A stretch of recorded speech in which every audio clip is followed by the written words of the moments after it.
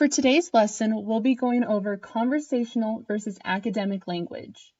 This means for our yellow level learners, we will be going into language construction with sentences. Please feel free to pause this lesson at any time. Now, let's begin. What exactly is conversational English? Well, this is language you would use in a casual setting, such as an informal email, friendly text message, or conversation with a peer. It's how you feel most comfortable speaking. This usually contains elements of slang and doesn't tend to follow the rules of traditional academic English. For example, dude, ain't nobody got time to be doing all this fooling around would be considered conversational English. On the other hand is academic English. This is language that is used in formal settings such as writing an essay or professional email or filling out a job application. This also includes professional conversations or speaking during a presentation. It typically follows the rules of grammatically correct English and is known as the language of power. For example, listen, my friend, no one has time for procrastination right now would be considered the academic alternative to the previous sentence. So why do we care about academic versus conversational English? Well, it's important to know who your audience is and when to choose a dialect or language to speak in. Choosing the wrong dialect or language may alienate your audience and diminish your credibility. Society tends to measure intelligence by how eloquently you write and or speak. For example, George W. Bush, a Harvard and Yale graduate, has been perceived as unintelligent by many because of grammatical errors in some of his speeches. For this lesson, we will focus on 4 common grammatical errors in conversational English. To begin, we have double negatives. This is a statement containing 2 negative elements. She didn't say nothing when she got home. It also could be a positive statement in which 2 negative elements create a positive outcome. There is not nothing to worry about.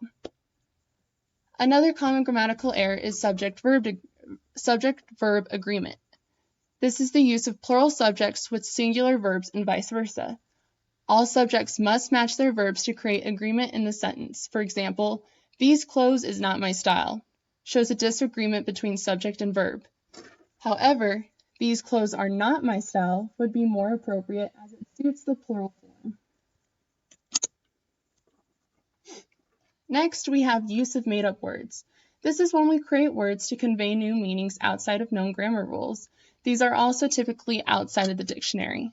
This especially applies to modern slang such as yo, fam, woke, and lit. Finally, we have me versus I.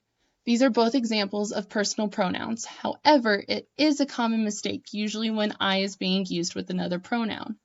Use I when the pronoun is the subject of a verb. For example, I am going for a coffee, or Claire and I are going for a coffee. Use me when the pronoun is the object of a verb. For example, the dog followed me to the door, or the dog followed Jake and me to the door. Now it's your turn to use this knowledge in preparation for next class discussion.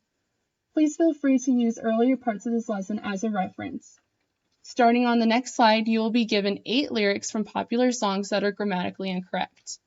On a sheet of paper, copy down the lyrics as they appear. You will then rewrite the lyrics this time using academic language, correcting any incorrect grammar. Hints will be provided for the first 4 errors you are searching for. Here are your first 4 lyrics. Pause the video and press play when you are ready to move on.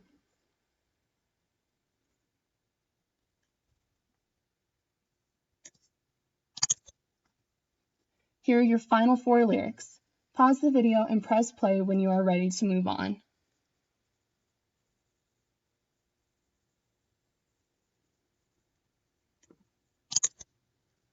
We'll be going over the assignment next class, so make sure you bring it in for discussion.